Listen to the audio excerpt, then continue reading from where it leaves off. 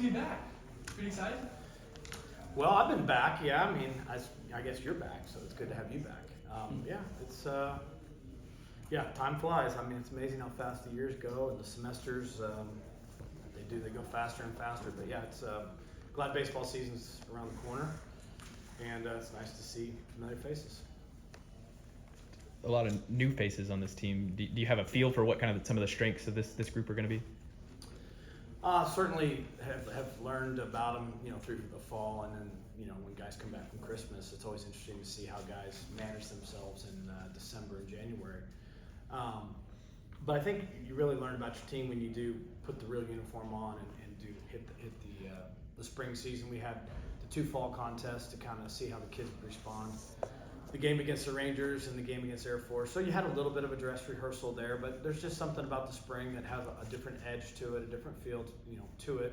And you're always learning about your players, and you're always striving to see kids grow and improve. And I think that's where we're at right now is in preparing for the season. We're still trying to get better. And ultimately, once the season starts, you have to keep getting better as you go, and that usually happens, especially when guys are adjusting to either a new level, whether it be a freshman adjusting to Division I, or guys that transfer in and get used to how it is to play here versus say where they're at before. So yes, we have a feel for guys, but also that changes once the season starts.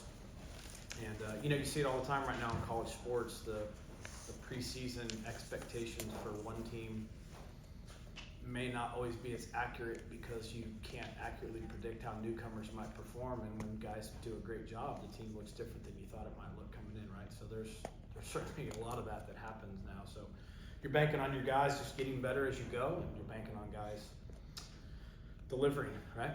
And so that's what we're excited to see is how guys take these opportunities and grow. How beneficial is this first event? You have 3 really high-level opponents. I imagine you're going to find out a lot pretty quick. Yeah, we're not messing around, that's for sure. Should be great. I mean, when you go compete, the higher the competition in terms of your perceived mindset heading into it, sometimes you'll see how guys respond to that. And you can either walk out of there with a tremendous amount of confidence based on how you perform and the success you can have as a player, or you can walk out of there with a tremendous amount of information to learn from. So growth opportunity for sure, but make no mistake about it. You're preparing to go down on the bus and be ready to play really good and fight to win. That's why you schedule a tournament like that. But yeah, it should be a great way to get our attention as a team as far as the details and also just the atmosphere. It'll be a lot of fun to be in a building where I think there'll be lots of fans. Just on a Zoom call, I think they're expecting big crowds, at least with the Texas and Arkansas component of what's going on there. Based on their past, they've had some big crowds when Texas and Arkansas were in the building. Our fans have been great about showing up down there, so I think it should be a lot of fun. Josh, could you have potentially as much variety across this roster as anything? When I say that, left-handed power, right-handed power, multiple arm slots from your pitchers, could this be potentially as diverse in terms of just kind of what you look like pitching and offensively as maybe you've had or no? We certainly do have a good complement of left-handed hitters, that's for sure. And we do have some size, some right-hand hitters with some size and speed. So position players, we have a good mix of height and strength and rights and lefts and power, that's for sure. On the mound, we have some big physical kids. When you talk about different looks, you'll see there's some height, a couple 6'8", 6'9" guys, which is on the high end of the pitching spectrum. When you see guys that tall, the ball's coming downhill, and then you have some guys that throw hard from lower arm slots. So that's definitely, there is variety there. How it compares to, over the years is always hard to go back quickly in your mind, but I do think the last couple of years we've seen a real uptick in velocity across college baseball. I think we have, last year we certainly had some really hard throwers. I think we have some power arms this year too, but yeah, it is a team with some different looks to it and some talent to it, and now it's just a matter of getting guys comfortable and getting them on the field, and also, it takes time to get pitchers ramped up for a season and stretched out and into roles that they're ready for. So we just have to kind of go week to week, in where guys are at and be smart, build the plan for that day, the best chance to win that day, but also build the staff for the entirety of the season. How much do you feel like that the potential depth could help you have even greater success earlier in the year, as you obviously are on pitch counts and limits and trying to get guys stretched out? How much does that matter? Well, it does take a lot of guys to get through a 3-game weekend early, because pitchers are 50 to 80 pitches max probably. And so what normal game at week 6, might take you 7, 8 arms to get through a 3-game series. It could take you 10 or 12 the first week, just because not all guys have hit that pitch count yet. So your depth is definitely of high value, and when all guys are healthy and going, that's a good thing. But the early part of the schedule will require a number of guys to jump in there and do a good job, because you got to bring your guys along. And I would say that's, talking to coaches across the country, the most difficult thing we do is try to get ready to play a season in 3.5 to 4 weeks. That's tough. That's a short period of time to get guys back from Christmas break, make sure they're in great shape, and then get them ready for a season with that short window. So you're obviously going to err on the side of caution is where you're at as a coach the first time out. Coach, for you guys, you lose 2 big power hitters in Jake Thompson and Griffin Dorsey. Mm-hmm. So for you, do you see your squad this year as filling that in a more of a contact hitting role, or do you feel like there's going to be no drop off in terms of power hitting? I know some of these guys said that there's a lot of power in the lineup for you guys. Well, Jake was a tremendous all-around hitter. Jake was probably as good a 2-strike hitter as I can recall in a long time. So Jake was a great complete hitter and a clutch hitter. He'll be very difficult to replace. And Griff obviously was quite a figure in and of his own way.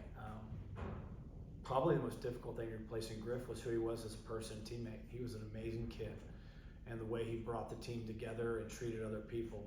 Obviously the home runs were fun, and his presence was wonderful, but he was a really wonderful teammate. You can't say enough about what teammates mean to a team, especially when new guys can come in and immediately mesh and be part of a leadership group. So we'll miss those 2 guys for lots of reasons, not just what you saw with production. How you offset that, I think, is just it's a cumulative growth of the entire offense to try to absorb some of those big moments that those guys had, right?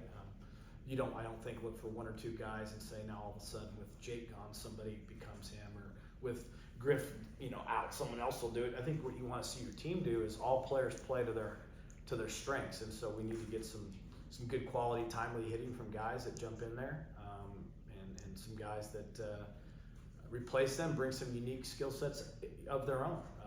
You'll see some young guys jump in there that have some real talent. Now, they're 18, and Griff was 23, and Jake was 24. The difference in an 18-year-old and a 23-year-old or a 24-year-old, these are younger athletes breaking in and learning at the highest level versus grown men that were about as accomplished, mature as you could ever hope to coach, quite honestly. So that's just the reality of where guys were at in their careers and who they were as people and how many college at-bats they had under their belt and all the great things those guys were.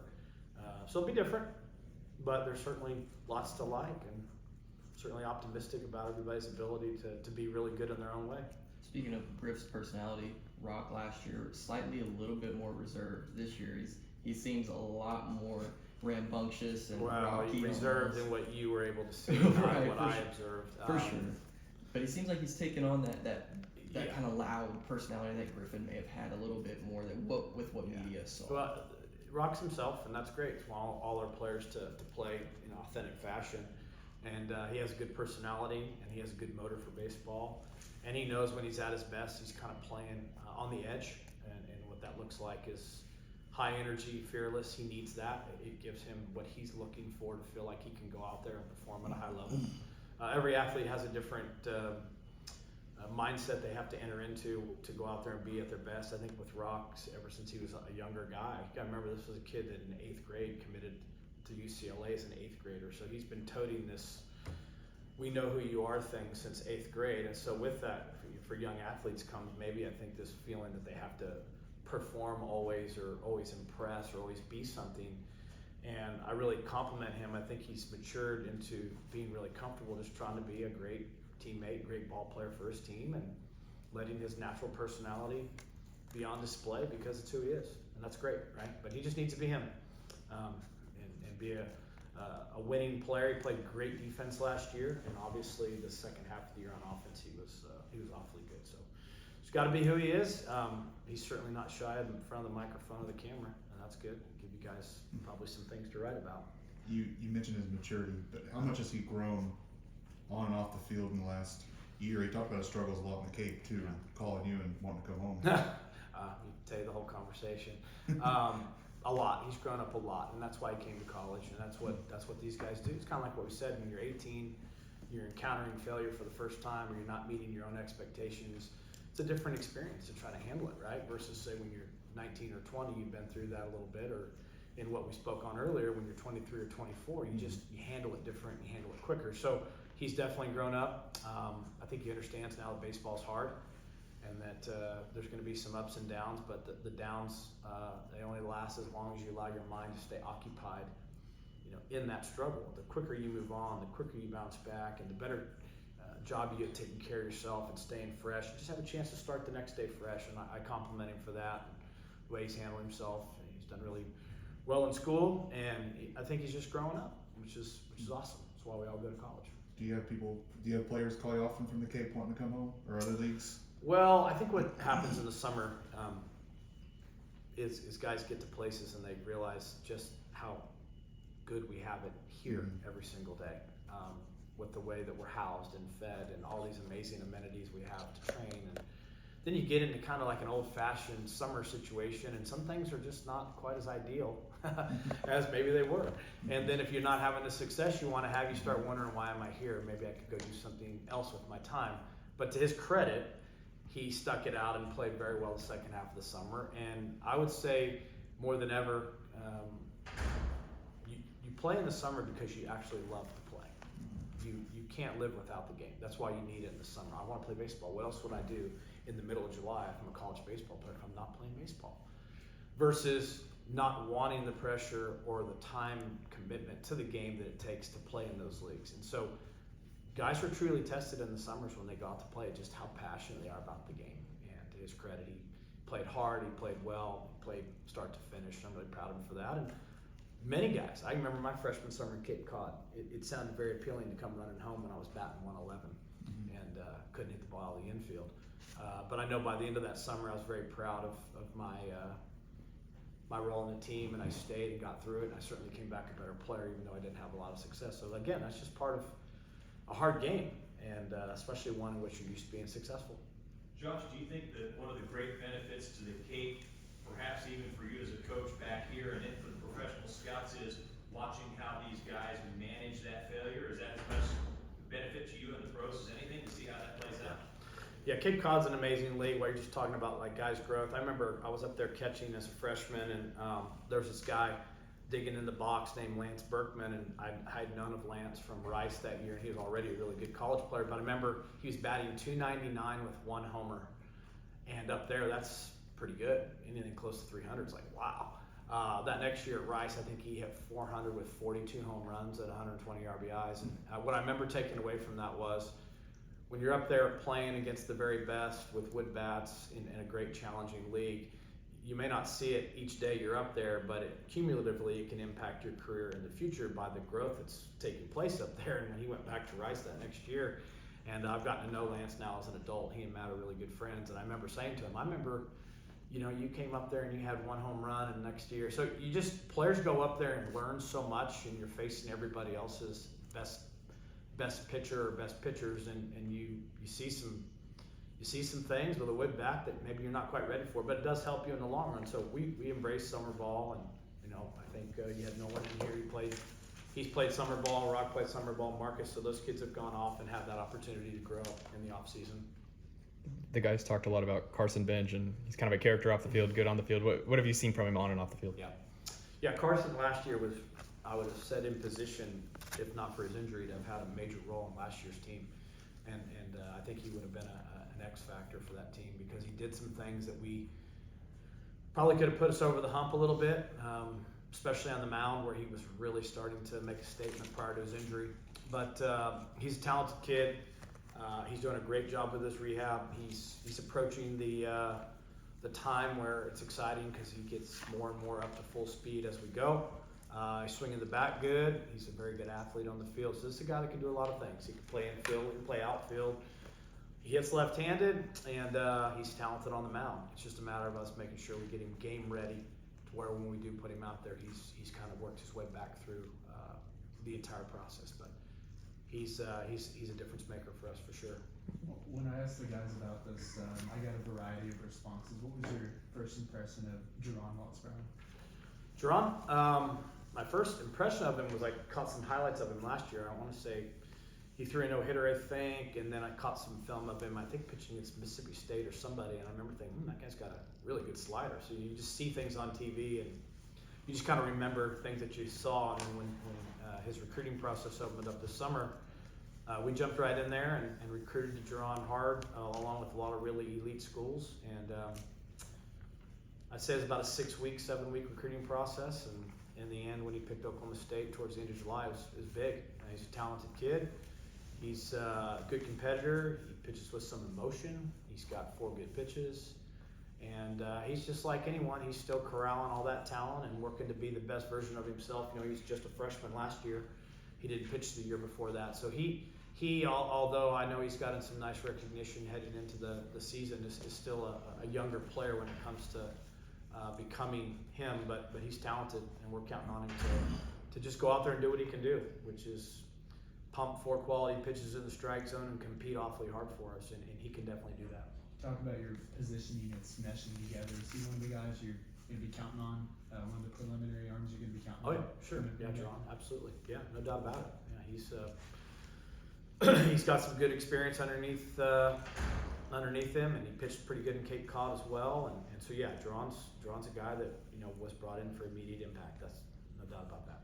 Do you have rotation thoughts in mind? You mix some things up early? Yeah, I think the biggest key for us right now is to have a great week and then get through next weekend's 3 scrimmages and get these guys stretched out a little bit more. And obviously going into the first week of the season, you're going to piggyback some guys. You might have to pair up or even layer them 3 deep to get through each game. If you had 3 guys throw 3 great innings together in a game, that's not a bad place to start.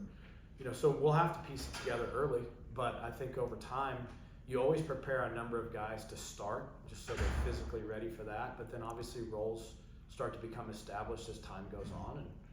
And yeah, for sure. But I mean, I would say, do we have a rotation for weekend 1? No, not yet. But we are developing multiple guys to go out and throw chunks of innings, and then ultimately, Coach Walton he'll settle in on where he thinks guys have a chance to thrive. And you got to have good guys, as you know, in the rotation, but you got to have a stopper out of the pen, and you certainly got to have somebody that can close. You got to be good in all those areas. What about Nolan's role? How do you pointed stopper, middle guy, starter? Nolan can probably do any of that. Well, Nolan last year typically pitched an inning, occasionally 2. And we've been working to stretch him out to try to get him to where he can go out and potentially start ball games and give us 4, 5, 6 innings. So he's in that training mode right now in terms of how we're getting him ready for the season, getting his legs underneath him, and building up his pitch count. So certainly an option as a starter as well. Speaking of phone calls with Rocker, but when Nolan calls you and says, "Hey, I want to come back," Yeah. how welcoming of a phone call was that for you? Of course. I mean, you got when I looked down, I was out watching a high school event, and I saw his name. I answered the phone, stepped away from the crowd I was sitting in. Said, "Coach, it looks like I'm gonna be coming back. You got a spot for me?" I just laughed. Said, "Love another year with you, man." So yeah, quick conversation for sure. What does it mean to have him back? It's a big deal. I mean, Nolan's a pretty remarkable talent. I tell people this, what I'm most proud of Nolan is how hard he's worked on the consistency piece. But when you see certain moments that have been created at times with him here, I've not coached many players, or for that matter, really any, that can do so many different things on a baseball field that'll make you stop for a minute, watch the play out and say, "I've never seen the ball go that far," or "He just threw the ball 100 miles an hour." Like, there's things that happen that are rare, and he's been a part of creating. So he's an elite talent that continues to become more and more skilled and more consistent, and I'm really proud of him. He's handled himself so well, and he's one of the most low maintenance kids I've ever been around. He's very adult-like and professional in everything he does. He said he's worked real hard to cut down on strikeouts. How have you seen him kind of do that? His consistency every day in the cage, his focus on starting his swing on time with a shorter path to the ball, recognizing which pitches are staying in the zone, which ones are exiting the zone, he's really taken a very good all-around approach towards who he is as a hitter. So all those things are part of just your makeup as a hitter. Getting good pitches, being on time with pitches, and having a swing that allows you to cover more pitches. All things that he's worked on very hard. What went into getting Jordy back?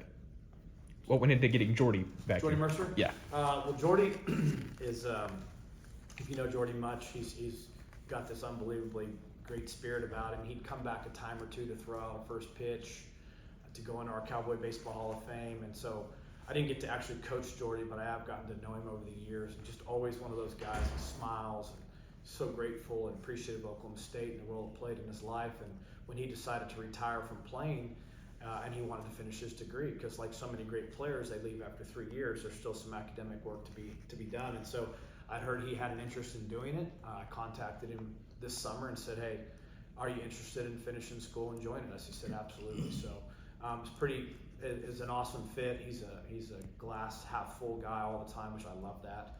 The players really respond well to him, and he's great. I mean, he's commuting and finishing school, and he's a full-time dad with 3 little guys. And again, just a great example of a guy that post-playing days is now going back and building that second phase of his life. And we're thrilled to have him with us every day. He's wonderful. You guys keep finding these guys.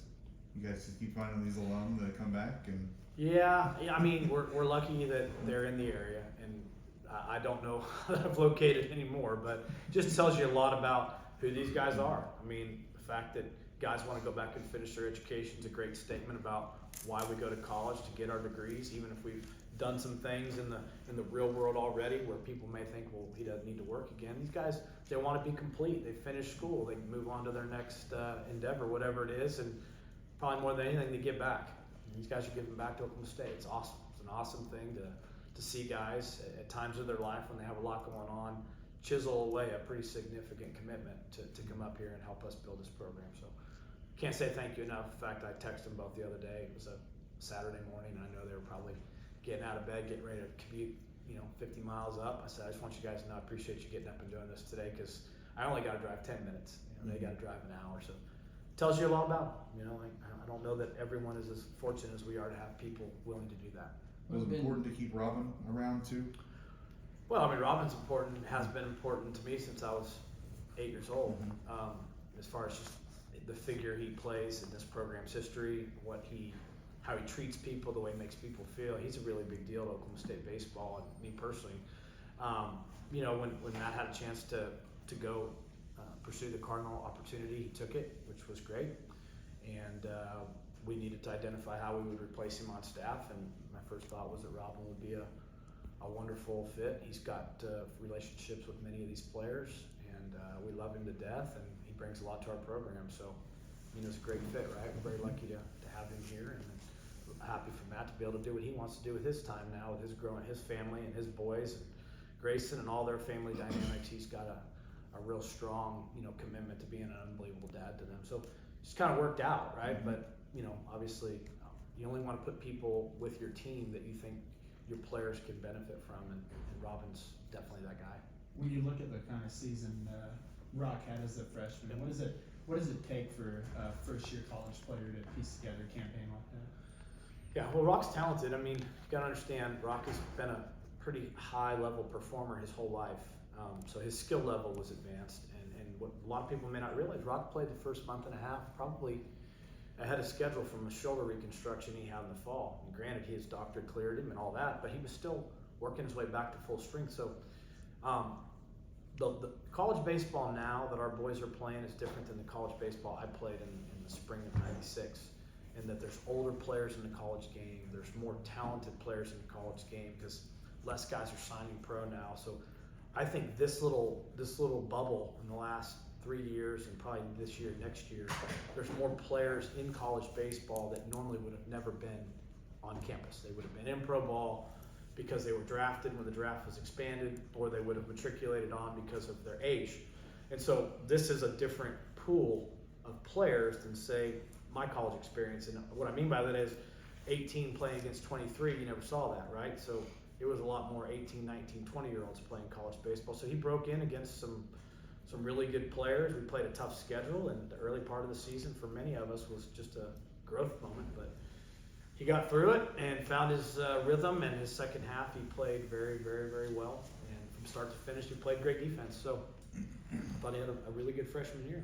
As a person who has a lot of experience coaching baseball, what have you seen out of Jordy's, not lack of experience because he's been around the game for quite some time, but how have you seen him kind of get acclimated to coaching at Oklahoma State? Oh, I think he enjoys it. I mean, he realizes that these are young men in their growth as baseball players, and so when you walk away from the major leagues after playing professional ball for a long, long time, and you come back and you see 18-year-olds kind of just starting this journey, he remembers back. He'll say things like, "Yeah, I remember my freshman year when." So we all can go back and remember what it was like to transition from high school to college, and then obviously.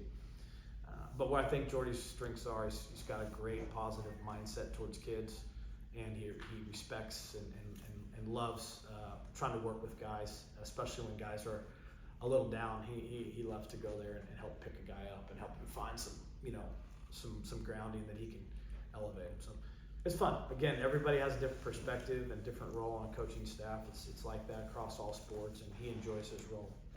These guys talked up Schubert a lot. What have you seen from him?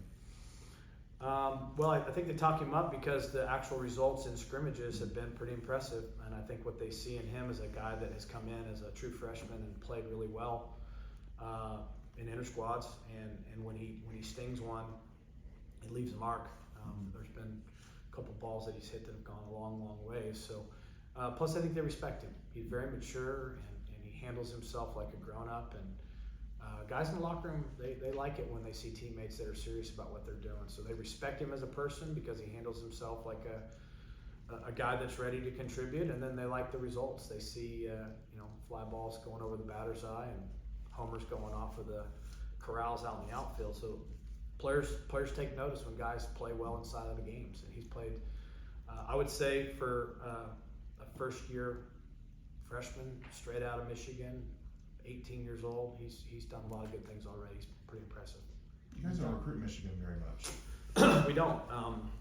He became available this summer when they had a coaching change up there, and we had we caught wind of his interest, and there was some relationships that had been built over the years with his family, and got a call in, said he interested. He drove down literally like the next day and drove home and was a Cowboy. So yeah, it was a great July pickup for us in the recruiting cycle. You talk about all the tangibles that make college baseball so much difficult now from when you played. How do you go about preparing a guy like Nolan or any of your other freshmen for this day and age of college baseball? Well, I just make note of that because I think it's a talking point because we talked about Griff and Jake and we talked about freshmen. I just think that's an interesting thing. Like if you look at the average age of player who played on the College World Series teams last year, I think it was 21.8. It's the average age of the participants in Omaha. 21.8. That's almost 22 years old. I mean, so I guess you realize it's a little bit more of a grown, developed player type of game, and the difference in a first-year pitcher maybe has a big-time arm and a great breaking ball but can't throw a changeup yet, versus that same guy when he's 22 who now throws fastball, slider, and a changeup. It's a new dynamic that you have to deal with. So it's just the skill level of the advanced player, of the stronger player, when you come in now as a freshman. I just think you're facing at times some really seasoned players, guys that have worked hard at their craft, that are still in college because they're good and will play pro ball, and so yeah, I think it's just a little bit of a different jump. I don't think the jump from, say, when you're 15 or 14 to the high school varsity team is that big of a jump.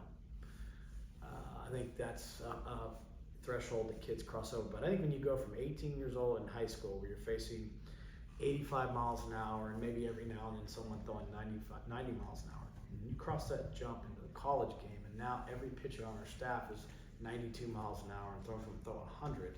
That's a big jump for a high school player to come to this level. So I think that's the adjustment. It's the biggest adjustment they'll make as they grow up through baseball and elite level baseball. That's a big jump. You think obviously the professional changes in the draft and the minor leagues have led to that. As since that process is now delayed for a lot of these players to where they're obviously here longer, has that changed how you had to approach your coaching, how you manage them mentally, because they're obviously here longer, the process is different. Has that changed anything in terms of how you have to manage the guys or no? Well, managing them on a one-on-one basis is great because you can kind of trace a guy's progress, and when a guy's ready for the next step, you can help him take it.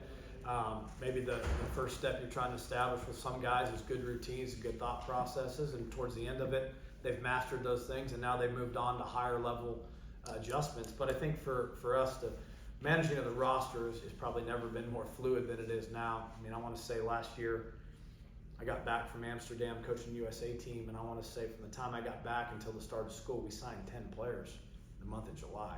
And that's unheard of. So the roster moves differently. The flow of players and decision making and all these things that go on is different than it's ever been. And as a coach, trying to understand how that's unfolding and the timing of all that is definitely a learning curve because it's very different than it's ever been. And never have you had three huge things happen at once: a reduction in the draft, a change in the transfer rules, the addition of NIL and what that's brought to college sports, and COVID. You had a lot of things that changed. So many dynamics happen virtually one after the other, after the other, after the other. And so it did change our norm quite a bit. And you guys have all, I'm sure, reported on that and seen that on the other sports. So our sport's certainly no different. Another newcomer the guys mentioned was Tyler Wolford. What do you like about him? Tyler was very steady and consistent all fall. Had a great offensive fall. He was a base hit collector. Base hit here, base hit there, homer here, double there. Just played a very steady offensive fall. And then he's a good athlete. He's played a lot of third. You got to keep working over there on his defense. But he's quiet, hardworking, unassuming, and consistent. All characteristics that you would make for great baseball players, but also, again, characteristics that teammates take notice of. And you mentioned Jerron's slider. The guys mentioned Jerron's slider. What's different? What's unique about his slider? But it throws it hard, so it's a high, mid-80s, upper 80s slider, which is very quick for the pitch, and it's difficult to see. It spins like a fastball, but breaks like crazy. So add the speed of the pitch and the break of the pitch, and then if you throw it at certain times of day in the shadows, you think you're hitting a fastball, and it drops 2 feet. You go on, I thought I was right on it, and I wasn't. So just a combination of speed and break, right? That's usually when the pitch is deemed a nasty pitch. It moves fast and it breaks like crazy. About how hard does he throw? Johnny throws his fastball like 92 to 95, and his slider is like 87, 88, or 86, 87, and then he has a good curveball and a changeup. So when a pitcher can make the ball do lots of different things, hard on the hitter, really hard, especially when it's moving that fast. They kind of compare him to Campbell a little bit as far as being the not as fiery, but just the guy that's going to go out there and try to slam some things shut. And well, I mean that's great. That's great that the kids see that in him. You always want your teammates to have a high view of you. I think it's important for Jerron just to be himself. You know, I say this. I said it last year every time. Justin was as good a competitor as I've coached in whatever this is, 24 years I think of college coaching. It's a long time, but Justin stood out as a very remarkable competitor and did it his own way, in his own style, and he was a stud. And Jerron just needs to come in and try to be Jerron. You know, I think Justin, again, had started in rotation for 3 years, albeit the first year got cut short because of the shutdown. But Justin had great experience underneath him, and he got better and better and better each year.